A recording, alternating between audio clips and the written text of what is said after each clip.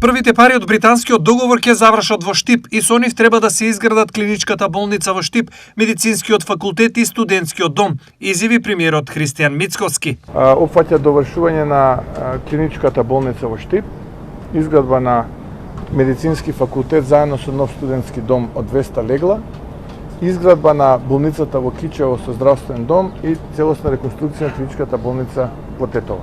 Тоа е она кое што е во прва фаза. Која е процедурата и постапката за овие пари да стигнат кај нас?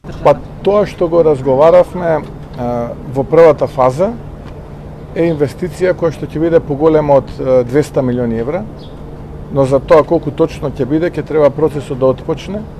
Исто онака како што отпочна за пругата, Министерството за здравство треба да побара од Министерството за финансии да направи условно кажано тендер со кој што финансиски институции и банки ќе изразат подготвеност и интерес да го финансираат тој проект и нормално најдобрите услови кои што ќе бидат понудени ние ќе ги прифатиме и одбереме.